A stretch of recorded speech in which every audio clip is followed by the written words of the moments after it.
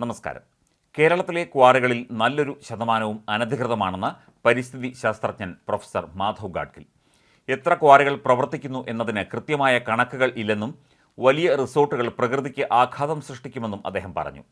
ചൂരൽമല മുണ്ടക്കൈ ദുരന്തങ്ങളുടെ പശ്ചാത്തലത്തിൽ കൽപ്പറ്റയിൽ സംഘടിപ്പിച്ച പരിസ്ഥിതി പ്രവർത്തകരുടെ ഒത്തുചേരലിലേക്ക് അയച്ച വീഡിയോ സന്ദേശത്തിലായിരുന്നു മാധവ് ഗാഡ്ഗിലിൻ്റെ പരാമർശങ്ങൾ. കേരളത്തിലെ ക്വാറികളുടെ പ്രവർത്തനത്തെക്കുറിച്ചും പരിസ്ഥിതി ചൂഷണത്തെക്കുറിച്ചും വിമർശനം നടത്തിയ മാധവ് ഗാഡ്ഗിൽ വയനാട്ടിലെ ദുരന്തബാധിതർക്ക് 25,000 രൂപ നൽകുമെന്നും അറിയിച്ചു. വയനാട്ടിലെ ഉരുൾപൊട്ടൽ ദുരന്തബാധിതരുടെ പുനരധിവാസം കൃത്യമായി നടപ്പാക്കേണ്ടതുണ്ടെന്നും ഗാഡ്ഗിൽ പറഞ്ഞു. മഹാരാഷ്ട്രയിൽ അടക്കം മുൻപ് ഉണ്ടായ ഇത്തരം പ്രകൃതി ദുരന്തങ്ങളിൽ പുനരധിവാസം കൃത്യമായി ഉണ്ടായിട്ടില്ല. കേരളത്തിലെ ക്വാറികളിൽ നല്ലൊരു ശതമാനവും അനധികൃതമാണ്. എത്ര ക്വാറികൾ പ്രവർത്തിക്കുന്നു എന്നതിന് കൃത്യമായ കണക്കുകളും ഇല്ലെന്നും ഗാഡ്ഗിൽ ആരോപിച്ചു. അതേസമയം പരിസ്ഥിതി സംരക്ഷണത്തിൽ ആഗോളതലത്തിൽ ഇന്ത്യയുടേത് മോശം റാങ്കിംഗ് ആണെന്നും അദ്ദേഹം പറഞ്ഞു. ഇതിൽ മാറ്റമുണ്ടാകണം. കേരളത്തിൽ ഉൾപ്പെടെ മൈനിംഗ് ജോലികൾ തദ്ദേശീയരെ ഏൽപ്പിക്കണം.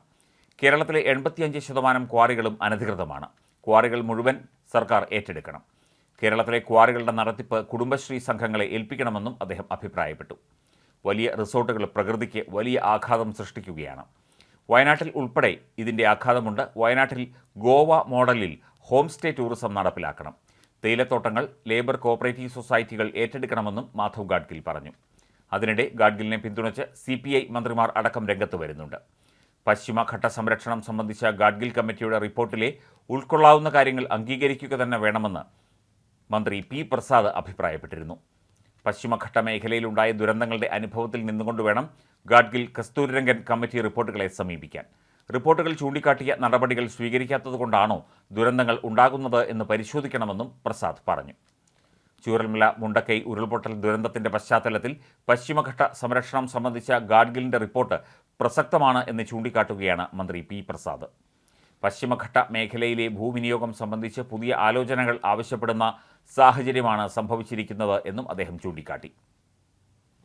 അതേസമയം വയനാട് ദുരന്തത്തിന്റെ പശ്ചാത്തലത്തിൽ സംസ്ഥാനം അതീവ ദുഃഖത്തിലാണെന്നും വിഷമിച്ചിരുന്നാൽ മതിയാകില്ലെന്നും നമുക്ക് അതിജീവിക്കേണ്ടതുണ്ട് എന്നും മുഖ്യമന്ത്രി പിണറായി വിജയൻ ഇന്നലെ സ്വാതന്ത്ര്യദിന സന്ദേശത്തിൽ അഭിപ്രായപ്പെട്ടു.